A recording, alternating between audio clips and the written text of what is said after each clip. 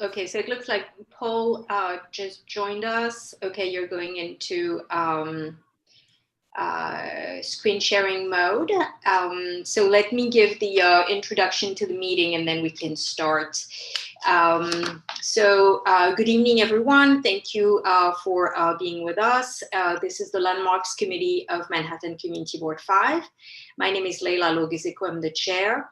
Few words about how the meeting is going to proceed. We have one application tonight for our review. The applicant will be given an opportunity to give a full and uninterrupted presentation. Once this presentation concludes, members of the committee will have an opportunity to ask questions. Once this question period concludes, I will open up the floor to members of the public. Members of the public will have an opportunity to ask questions and make comments to the application. The applicant will be given the opportunity to respond.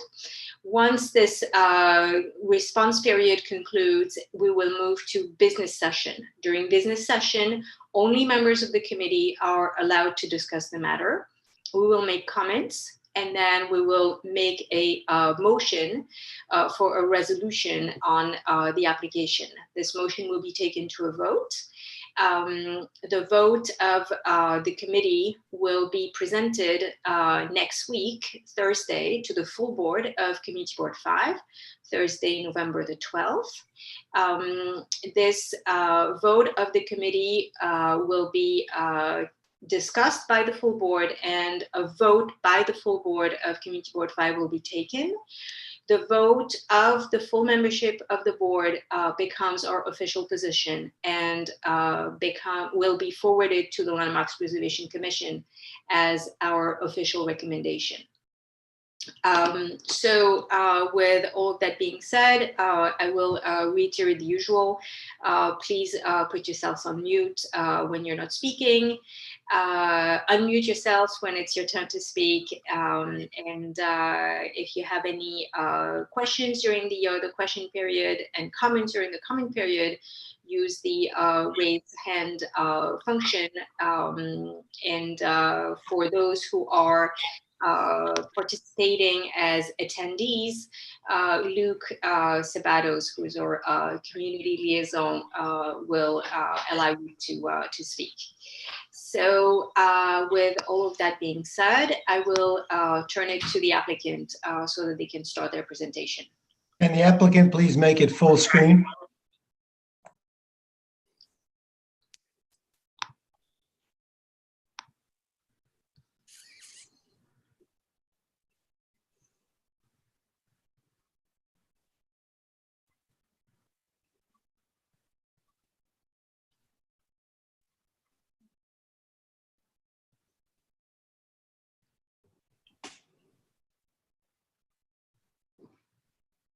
Yeah, if the applicant could enter screen mode, maybe that would be fantastic. Where do you see that? I'm sorry. I'm looking for full screen and I'm not seeing it. What program is this? This is, well, here, let me see if I can. Is this PowerPoint? No, this is a PDF viewer. Let's see. Is that any better? Sometimes you can press Command F or Command L to make something full screen. Or Control F. That's better. Is that better? Okay. Is that better for you, Buzz? If you could maybe enlarge it a little bit. I don't know if you can do that. Go up to View at the top left. That's good. That's good. That's good. I don't know who's might be on a phone, but I'm on my phone, and you actually, when you're on a phone or a tablet, you can actually pinch and zoom the screen share to you can go into it that way. On a laptop, I don't think you can, but anyone on a tablet or an iPhone could actually take what you're seeing and zoom into it. Okay, that's what I did. That's why I can see it. We should be good like that. Let's do it. Excellent. Thank you very much. Good evening, folks. My name is Paul Prue, and I'm Land Use Counsel to TD Bank, the applicant in this case. I'm joined by Scott Raspin from Bergman Architecture, who is the designer on this proposal. which is a proposal for the Brill Building, which is the individually designated landmark at the corner of 49th and Broadway. So we're going in the other, this is the different order here, Scott.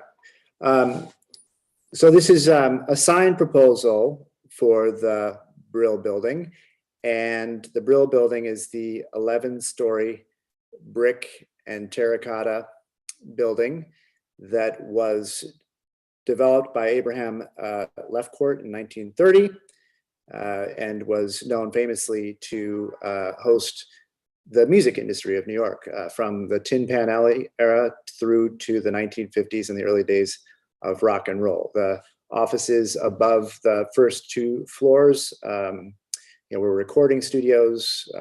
Musicians had spaces there for practicing and for just doing business.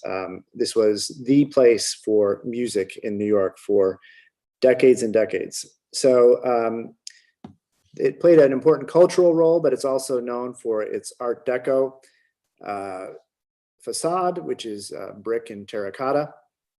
And it's very fancy sort of gold relief at the doorways and in some of the new facades or new storefronts. The building was designated in 2010, which was an action that you supported by resolutions, which I've sent over to your staff. And in 2010 and then later in 2014, there were several proposals to both restore the facade with new terracotta and signage with a brass sign band that extended around above the first floor stores, and with new signs that were approved but never installed in 2010. And then in 2014, they were sort of rearranged to better reflect the honky-tonk nature of Times Square and the ad hoc nature of signs there with lower levels that, primarily with signage at the lower levels that were LED advertising signs. And these signs were approved as part of a master plan. So all of these signs have, for the most part, been installed. And the exception to that is what you're looking at here in the bottom right-hand corner, sign H, and that's what we're here to talk to you about today. It started out on the left as a much bigger sign, and then in 2014, it was approved as a 7.5 by 29 foot sign that would hang over the northerly edge of the, or northerly portion of the facade on Broadway. So what you're seeing here in 2014 was proposed and approved by Landmarks. And if you'll page to the next slide, this is what it would look like as a rendering. And for the most part, again, these were installed. If you go to the next slide also, the sign that you see there marked in red is installed as far as the brackets go, which you see in red there. The sign has not been installed, and though again it's approved as part of the master plan. And we are proposing now, instead of a sign conforming to the master plan, we're proposing a sign that would identify the location of TD Bank below this approved sign, which is an action that is not in conformance with the approved master plan. And it also exceeds 3 areas of the landmarks rules. And therefore, because it exceeds those 3 areas, which I'll tell you about, we have to seek a certificate of appropriateness from the Landmarks Commission as opposed to a staff level approval. And so that's why we're here tonight to discuss primarily those 3 things. And those are the following. Pursuant to section 2-13 of the landmarks laws relating to bracket signs, these bracket signs may not be internally illuminated. They must not exceed 18 inches by 24 inches, and they may not extend beyond 18 inches from the building facade in a district that was historically commercial, as is here. And if you'll page the next sign, I will turn this over to Scott, who will discuss the sign you see in front of you here, which is a small bracket sign that we have proposed to replace that giant LED advertising sign.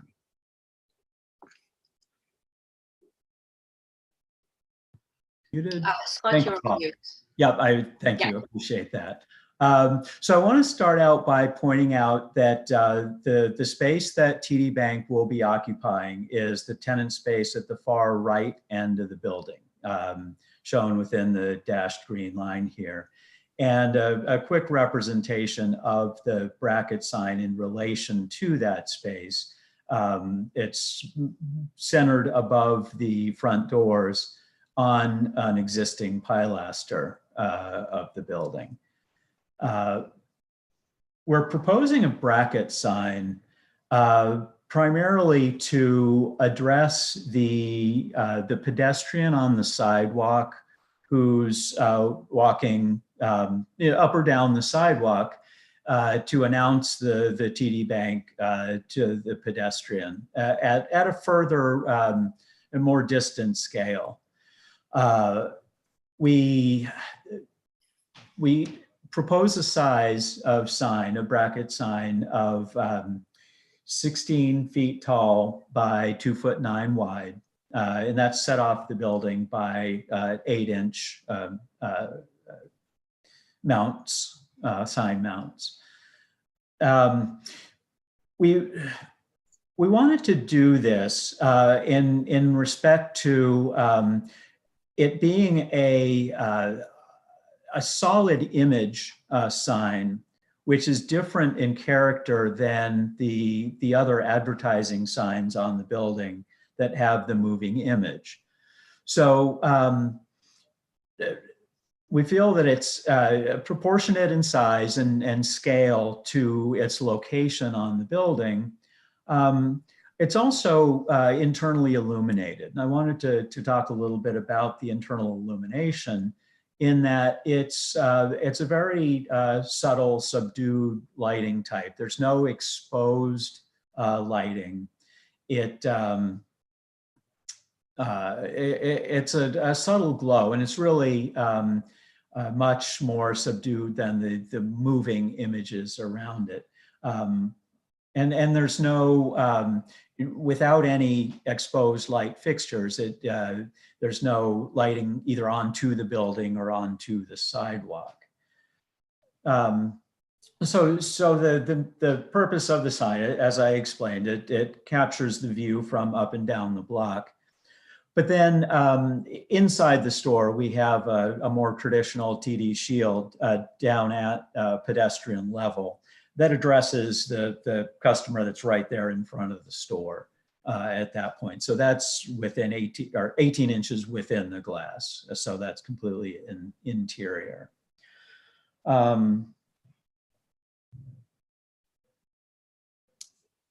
want to move on for a second to point out, that location on the pilaster would allow more of the terracotta of the building and the structure of the landmark to be viewed from the street, and would not impede the brass sign band, which is not historic, but is a beautiful aspect of the renovation that was completed a couple of years ago.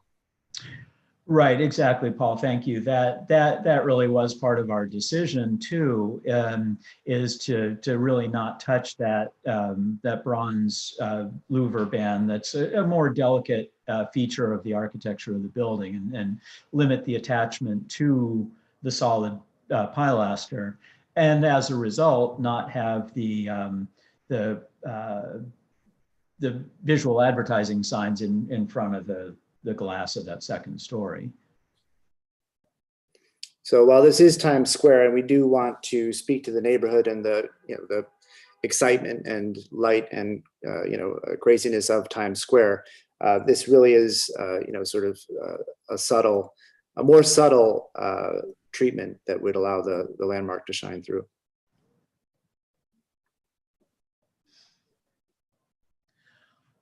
So I'm going to continue on to just a couple other renderings that show the sign in relation to the building and the surroundings.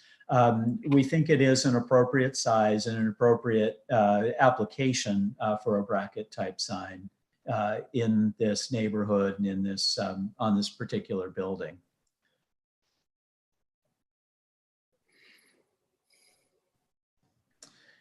Just for reference, I'm showing a floor plan of the space that TD Bank's going to occupy. And if there's any interest, I can talk through that, although it's separate from the signs on the exterior. And then some other details, including a TD door pull that we're proposing for the front doors of the space. This is the Paramount building, which is a few blocks south, and we only show it here because it's another individually designated landmark that has approved bracket signs. So, you know, if this were in a landmark district, we'd be looking for other examples from the neighborhood to set a precedent, but it's not. The Brill Building, like the Paramount, is an individually designated landmark. So we just mentioned this as an aside, really, to show you, you know, that bracket signs are not, you know, a crazy stretch for a landmark structure. This one obviously has quite a few of them, and we're only proposing one of them. So I think that's really it, Scott, unless there's something else you'd like to add. No, that was it, Paul. I was going to see if you had any other comments, and if not, I think maybe we can open up to questions. Great, thank you very much. Yeah, let's do that. Ooh, I'm sorry. Things are falling around me. Sorry about that.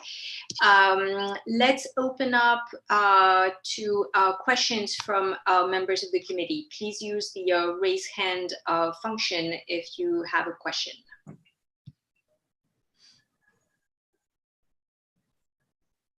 No hands up. Okay, so I'll shoot the first question. Can you actually speak to the way the bracket is going to be attached to the facade?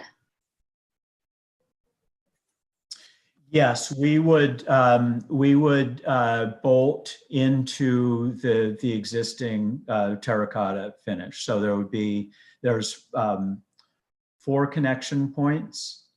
And I think there would probably be 4 bolts apiece. And what we would do is we would have that connection engineered to make sure that it both had a minimal impact on the building, but also was, you know, provided the necessary safety for wind and seismic loading on the sign. Okay, thank you. Still no questions from members of the committee. Oh yeah, Barbara has a question. Barbara, go ahead. I was just curious. So, you know, given how much light there is in the whole area, do you think that illuminating the sign is strictly necessary? I mean, it's you know, it's so bright in that area, or maybe that's, I don't want to put words in your mouth, but you know, it's so bright in the area, you could probably read a book, you know, in the middle of the night, like, you know, on the sidewalk. So understood, and I think it's a matter of visibility. You know, we really, at the same time that there is the light around, we do want to stand out as well. You know, it is a sign that points out our tenancy there, the bank's tenancy. So I do think an internal illumination is important to stand out. and then one more question. So the armature for the sign that was that was a part of the master plan, that is in place?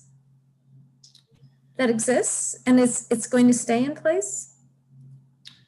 Actually, no, that armature has been removed. This is it has, okay. Yeah, this is a fairly recent photo, and you can see that it's no longer there. Okay, all right, great, thanks. Thank you. Next question from Suzanne. Suzanne, go ahead. I'm just going to say that I had that question that Barbara literally just asked about what was going on with where finally they were going to place the advertising. And I'll just assume since it's been taken down, then you're never going to utilize that because you've decided to do this bracket, correct? Well, I think from a legal perspective, I think that, in the event that TD Bank vacates the space, because it's an approved master plan, the owner of the building could later add it back on pursuant to the 2015 approval. But, as far as TD is concerned, which has a deal with the landlord, we don't want it, and they've agreed not to use it there in favor of our proposed our proposed accessory sign. And there will be only one bracket. Yes. Correct. And the on the door, when you have the TD lettering, is that something that falls under our discussion or only the bracket? Layla, is that? We can certainly choose to comment on anything we feel relevant. I am unsure who has jurisdiction on that, whether it is the staff of LPC because it falls under the existing rules, or whether it is a commission action, and as such, it has to be reviewed by the community board. But maybe the applicant can. Yeah, can you comment on that? Thank you. Certainly, we can certainly clarify that. The only item that has triggered a commission review and therefore the requirement for community board comment is the bracket sign. But I think that the custom here is that you're entitled to and should comment on anything about the proposal that that occurs to you. So as such, the shield in the window, which is 18 inches behind the glass, and therefore compliant with the landmarks rules and not requiring an approval, is shown in the plans, but just as for illustrative purposes. Right. No, I'm sorry. I wasn't having my question really had to do with the door pull that's going to be. Right. Yeah. That too. Same thing with that. So, and that is, I don't know. I love the Brill Building and I live very close by, and I've actually recorded in this building. So it's near and dear. I don't know if there's any other door that has this or not. So I just wanted to ask about it because I just wondered as a feature. Yeah, can you just quickly speak to the other door handles and the other retail tenants of the building? Different tenants will sometimes have customized door pulls. I think the typical installation is more of a traditional door pull that will be in a bronze finish to match the doors. But TD does prefer to have the custom door pulls that are unique to their locations. Right. No, and I think you guys always do very capable facades, but this being a historic building, I question the placement. So thank you for clarifying. Yeah, I would just quickly add that it doesn't trigger a specific signage rule, but it's not technically signage; it's more of a door handle. But because it's attached to the outside of the building, it's certainly within the commission's jurisdiction. But this is our standard pull for all the. Yeah, it's an advertisement. Okay, let's move on. I think we're like slowly sliding on the comment slide. Let's go back to questions. I think that Chuck had his hand up at some point, but you got your hand down. Do you have a question, Chuck? Thank you, Layla. My question was the relationship between the master plan and this particular aspect. Our approval of this would be in addition to the master plan. Is that correct? Yeah, but it would not modify the master plan. This is a proposed approval for signage not in conformance with the master plan. And so it runs with TD Bank and it would not permit it to be used by any other user? Correct. Okay, Thank you.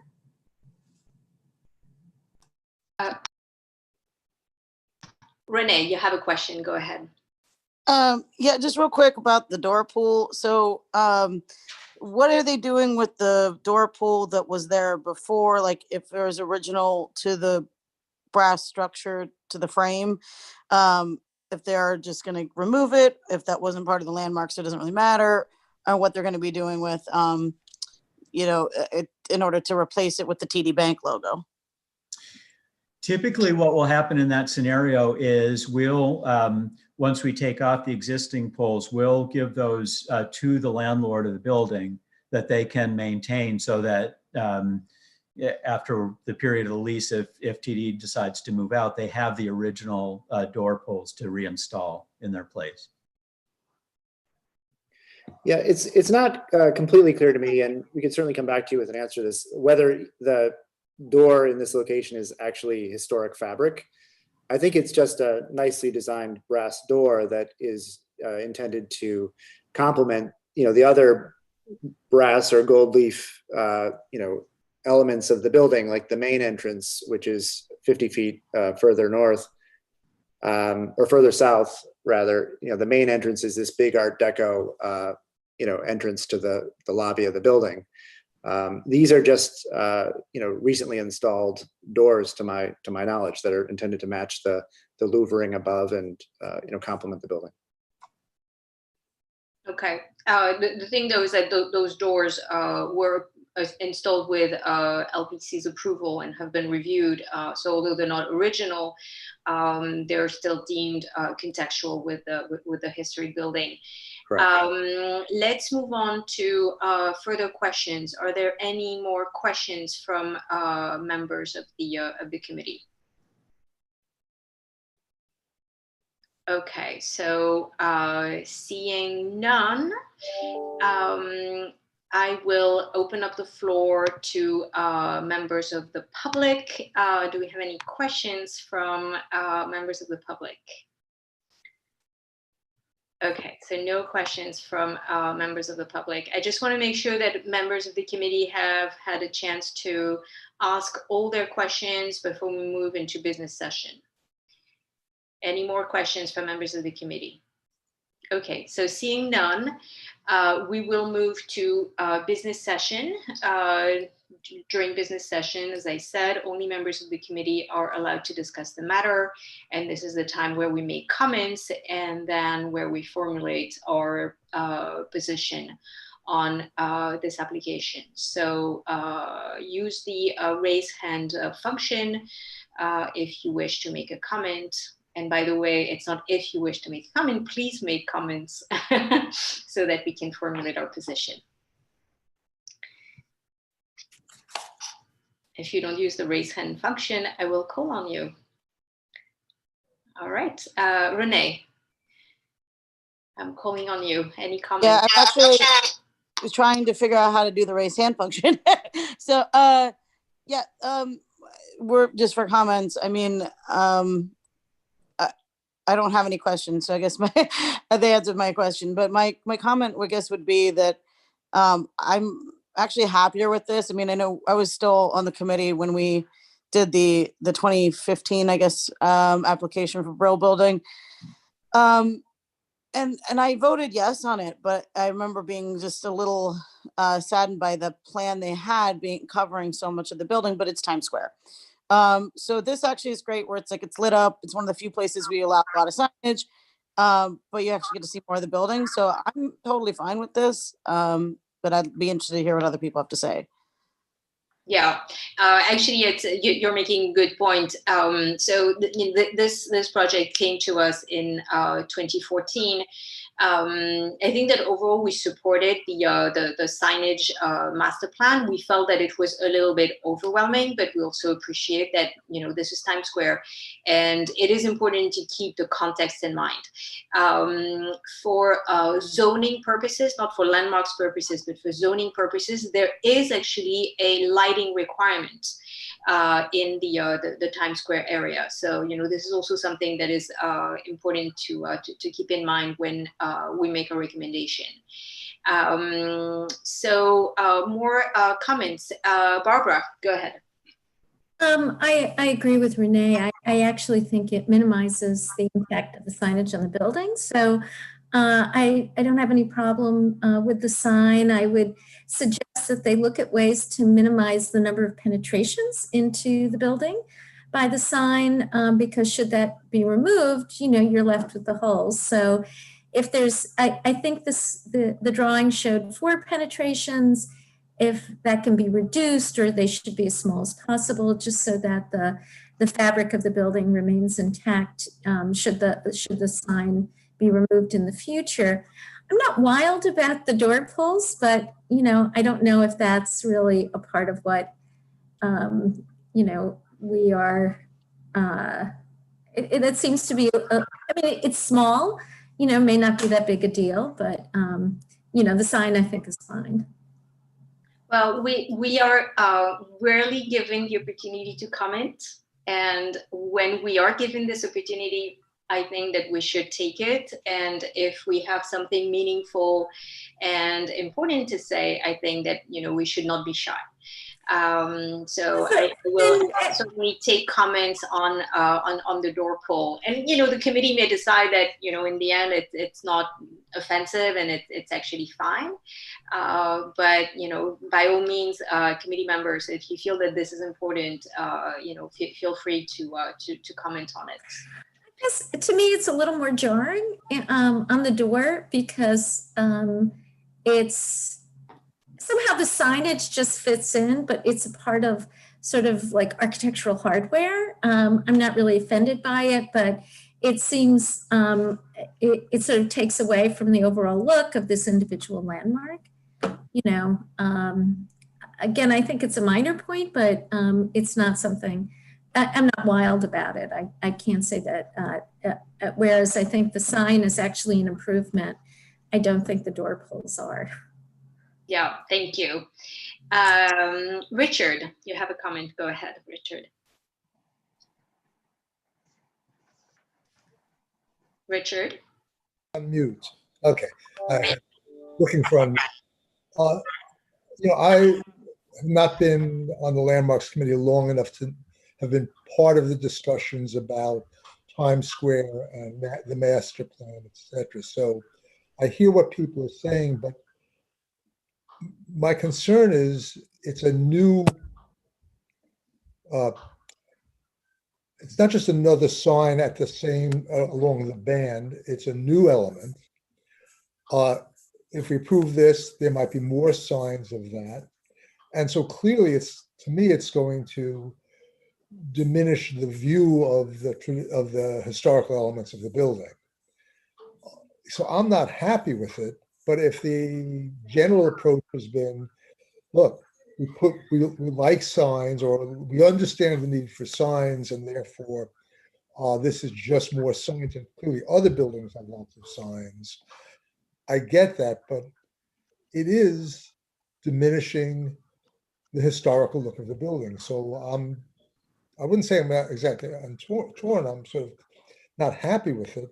But if there's precedent and reason to say, yeah, this is what we do in this district, and this is just, we allow these things sort of on principle, and it's therefore, and that's not a bad sign, etc. I get it, but it certainly seems to me it diminishes the building one more piece. I'm not sure I fully understand. Are you saying that it diminishes the view of the building because it is a net gain of a sign, or that it is a sign that is less desirable than the sign that has been approved in the master plan? Okay, I thought that the signs that have been approved were the horizontal, that row of signage that is flat along the building, not a bracket sign. Am I wrong that there was a different kind of bracket sign that was approved? No bracket sign was approved. A flat sign that sits on the facade was approved as part of the master plan. It's sign H, and it is 29 feet by 7.5 feet. Right. So The applicant is proposing a bracket sign that is 16 foot tall and 2.9 feet wide. no, So I proposing understood a that. smaller sign. I understood that. But the applicant also said there's nothing preventing someone later saying, yeah, I want that flat sign. Okay, so what you're objecting to is that we're getting a net gain of one sign, and this is what you find problematic, right? Not just a net gain of one sign, but a sign of in other words, let's say they put that other sign back. There's this row of signage along the building. So adding one more piece like that doesn't change, to my mind, doesn't change the basic pattern of the flat, big signs along the whole length of the building. This is a different type of sign and changes, says, okay, not only do we allow these horizontal big gaudy, but it is Times Square, that's fine, gaudy signs, now we've said you can add another kind of sign and there's nothing then that would prevent more of those as well. Okay, thank you for the clarification. Suzanne, you have your hand up. Go ahead, Suzanne. I think Richard actually raises a really interesting point. I was listening to Barbara and Renee, and I think that is those are great comments to the precedent that's been set in the area and all the signage that's on the Paramount and as well as this building, because it's Times Square, does hide the building, and it is just Times Square, but it is unfortunate. And I'm actually quite intrigued with what Richard said, because it does set the precedent. I think TD Bank was smart to, I don't know what came first here, but with all of the barrage of advertising that's up on that building, and their need to drive people to this location, it was smart to choose something that didn't compete with the constancy and the constant motion of these signs, and to do something that was actually contrary to that aesthetically. And it's in their favor to do that. And it's a smart thing to do from an advertising standpoint and from a signage standpoint. But moving on from that, and so I applaud that, and I think that they're very tasteful, and I think it is tasteful. But I think Richard does raise a point for us all to consider. It's nice to see that the building will be more revealed, but moving forward, what precedents do we set? Does the Brill Building, do they now offer this? Was this something that TD Bank, that they came up with on their own as a resolution to something that met their objectives? And then moving forward, these are brackets that are going to come onto this building as an option, and that would be unfortunate to have started that. That's I am not really answering anything, and I don't really know if that means saying anything, but I think that Richard does. I want to give credence to what Renee Barbara said. I think it's nice to see the building, but I understand what Richard was saying, and it's a very good point. Yeah, thank you. Tony, you have a comment. Go ahead. Thanks, Leila. Barbara brought up a good point that I was thinking of as well, is, the puncture wounds in the building. What's going to happen when this location of TD ends up closing, and the next applicant for that particular space does want to go back to this general broad sign that was originally approved. Now we've got these wounds in the building, which may or may not come back at a later tenant's place too. So, that is one of my concerns. It's just the fact that they are doing this. The brackets, although huge and massive, the originally approved ones, it looks like, from reading the earlier resolution from 14 from that plan, they're not super intrusive to the building. So anyway, that's just a concern of mine. Here in Times Square, I think, like you have brought up already, it's Times Square. We're supposed to have lights. We're supposed to have advertising. We kind of step back a little bit from our normal, this is a landmark, let's, kind of go crazy on it. grudgingly go along with that. I hate to see these buildings covered up in this way. I remember this application. This was my first year on the board and on the committee. And I was just completely amazed at how much advertising was getting thrown up on this building. There already was some, but this is Times Square, right? This is what we're doing here. We allow for it here. In my opinion, the taller, narrower bracket sign that they're proposing is exposing more of the building, which I'm all for. I think that's huge. I can't imagine a future tenant saying, I'm good with this, I'm going to keep it, instead of going back to the already approved 9-foot wide sign. I imagine at some point, once this tenant is gone, we're going to go back to having the front of this facade covered up again in that little opening. So overall, it's Times Square, so I'm kind of relaxing myself a little bit. I think this is a pretty decent option, mostly because we get to see the building more. Yeah, thank you, Tony. I will jump in and share my comments. I think that all the comments that have been made are really well taken. I struggle with the amount of penetration into the terracotta. And I would really urge the applicant to look into a way to actually attach the bracket sign through the joints between the terracotta tiles rather than going in the historic fabric. I think it would be a much less intrusive way. And if you need to actually have more points of juncture that are smaller and less intrusive, I think it's an appropriate way to address it, rather than having less, but having them bigger and having them through the terracotta, which I think is really problematic. So that's one aspect. I would say that the size of the sign is something that I am fine with. I think it's a good proportion for the building. It's it's not too big. It's not too wide.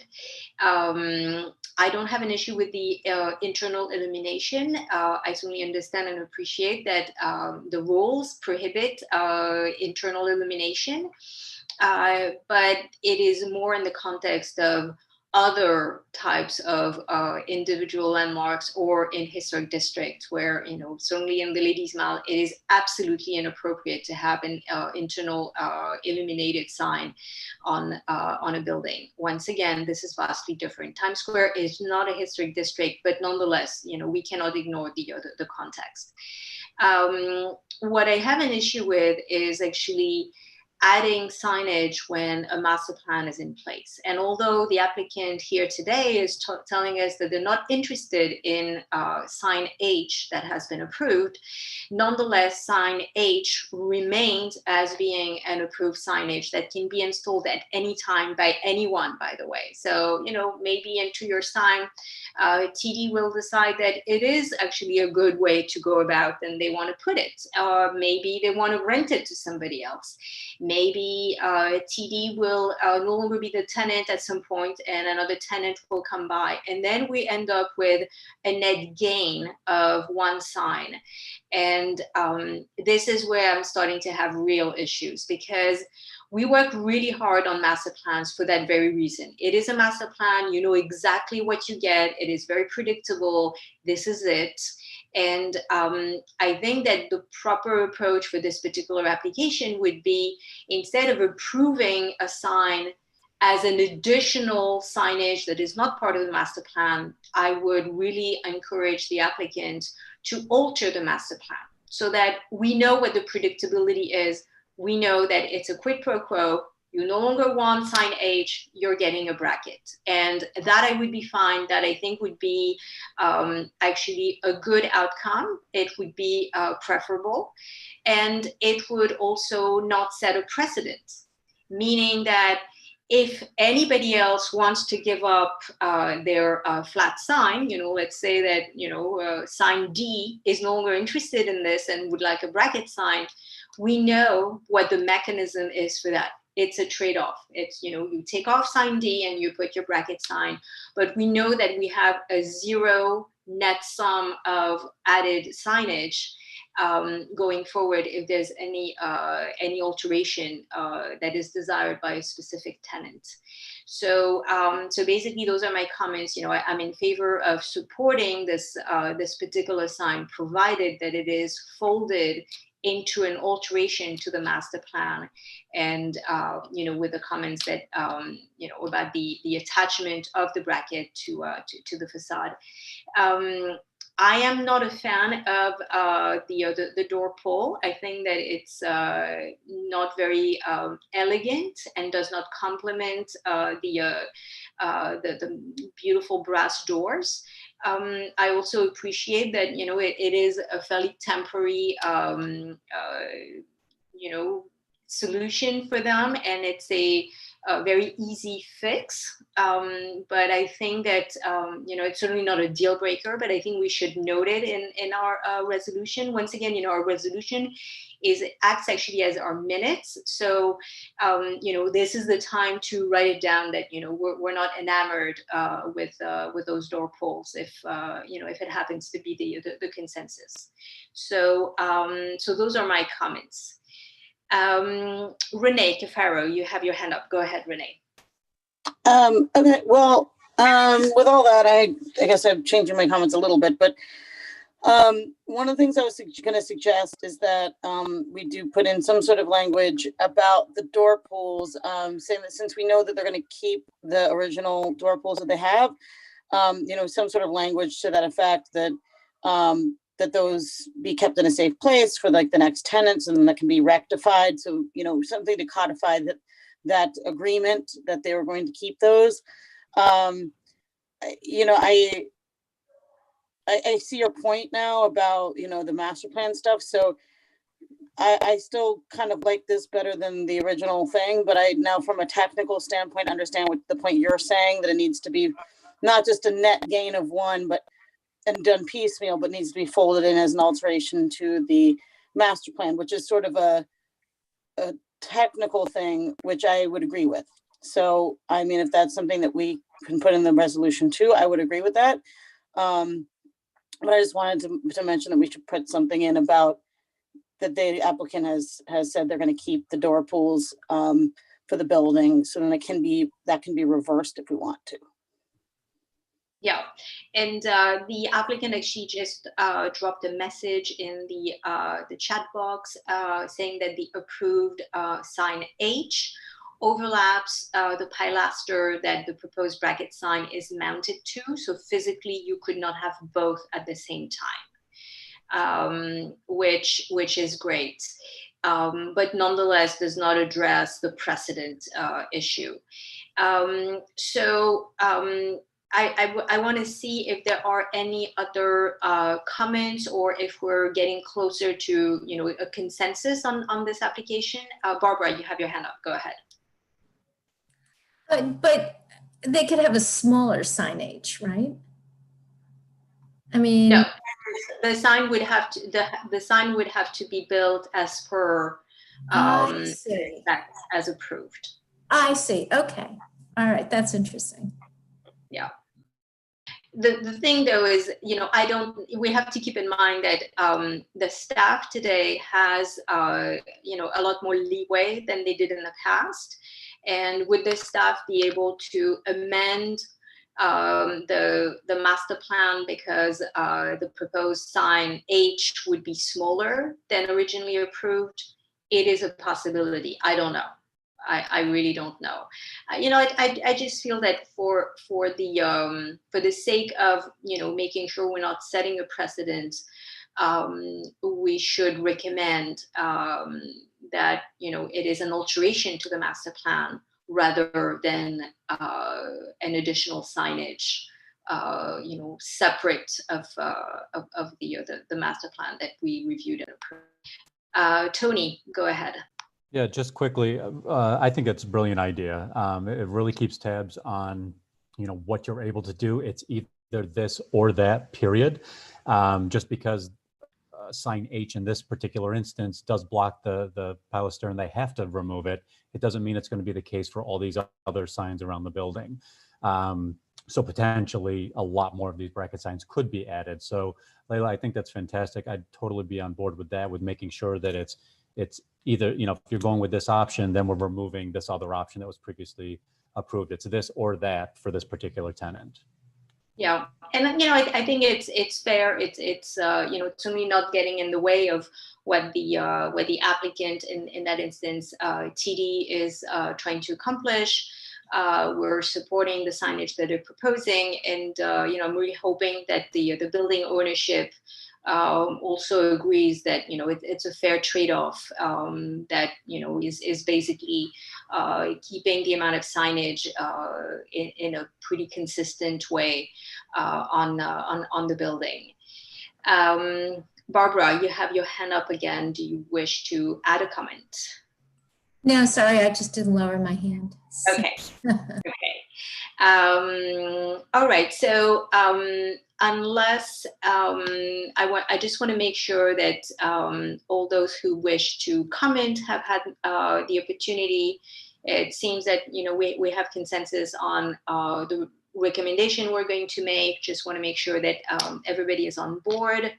I don't see any more raised hands here. So what I would like to do is actually get out of order for a second and engage with the applicant again to seek their feedback on such recommendation. I think that if they are in support of this position, you know, to the extent that they can, because, you know, obviously ownership of the building is, you know, more of the relevant stakeholder here.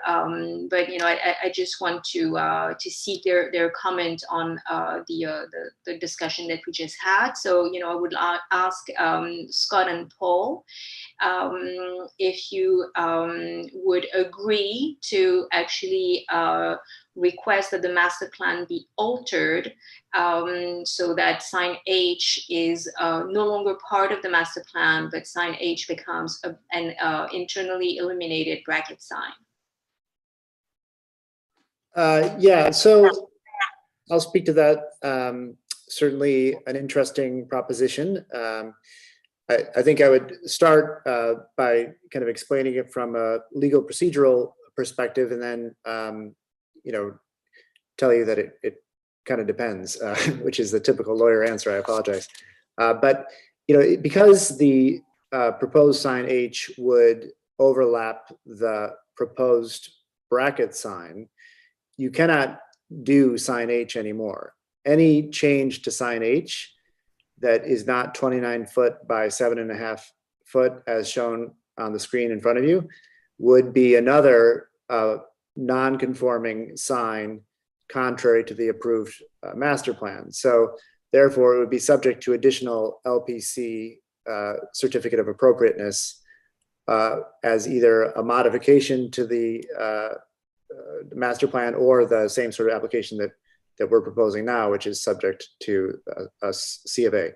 So you would have another opportunity to review that in, you know, any future case, which is, I think, responsive to your point generally about our application.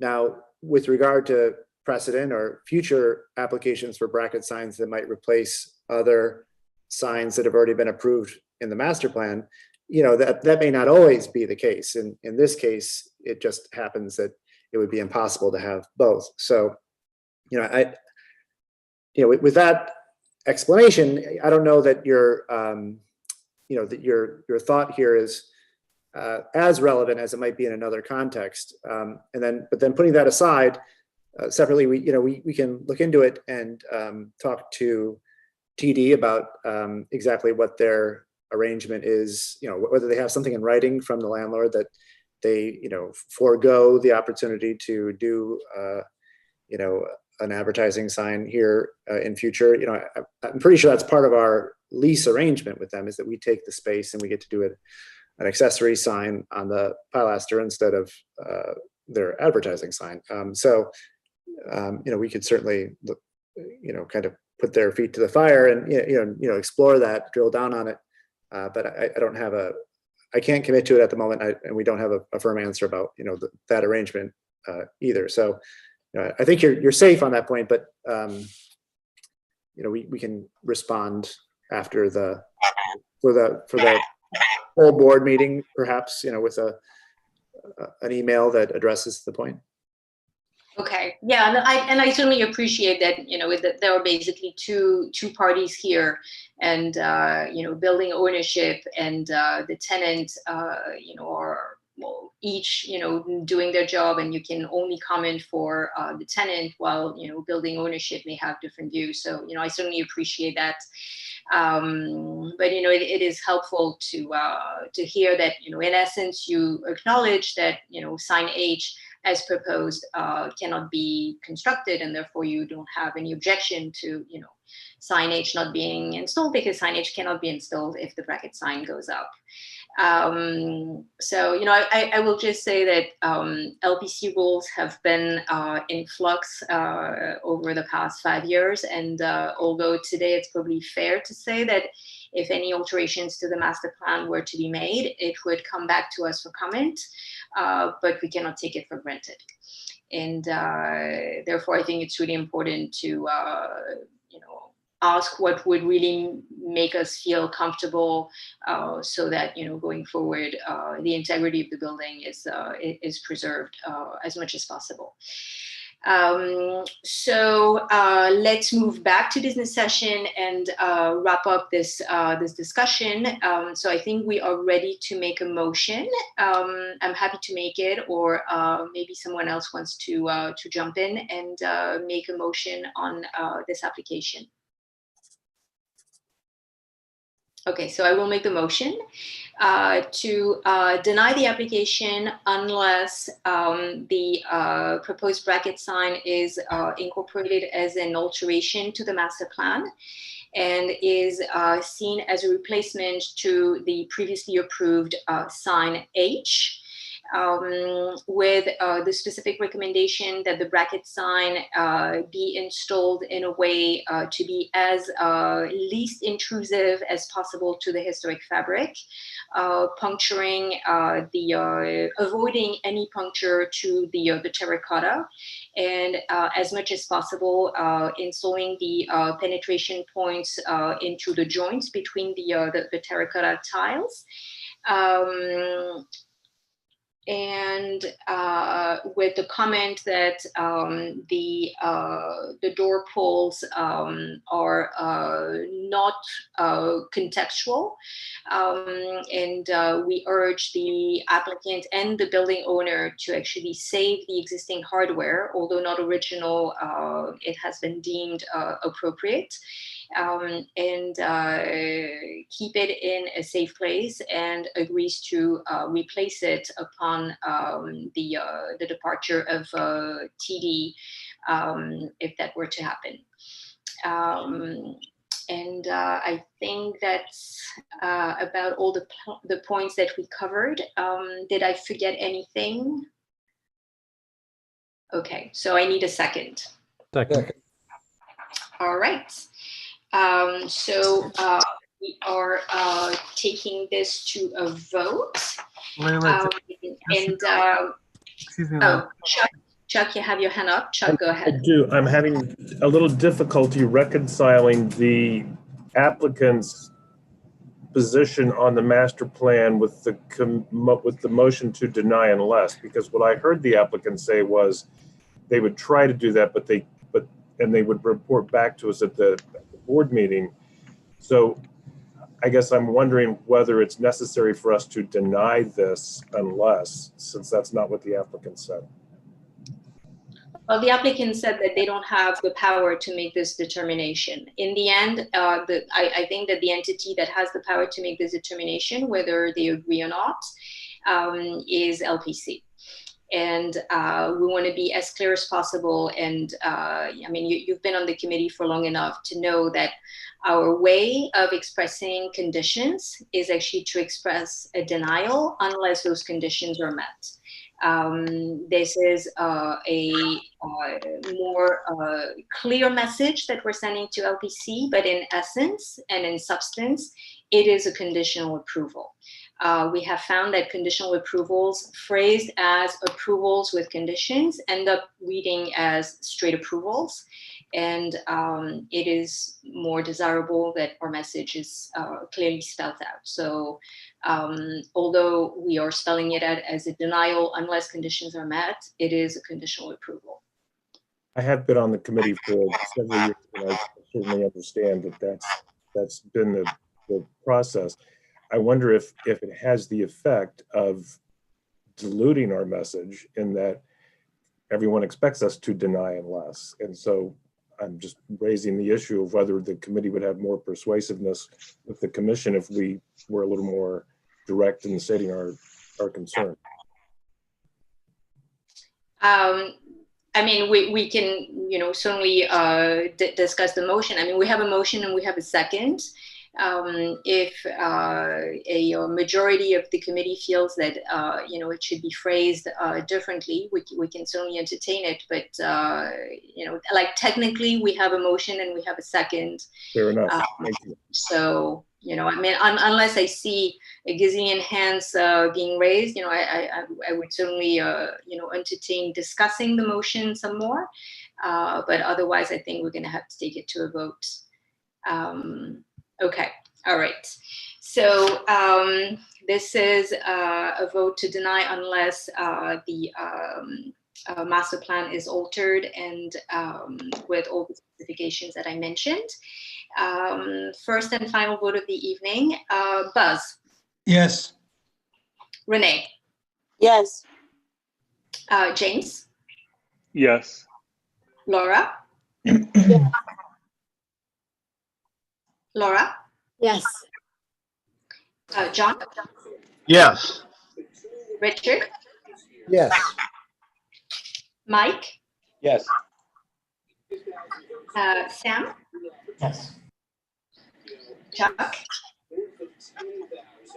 Yes. Janet. Yes. Karen.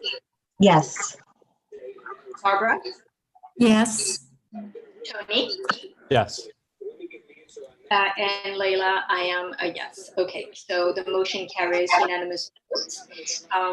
Thank you very much. And that the meeting is adjourned. Thank you, everybody. Thank you. Thank you. Thank you. Good night. Thanks.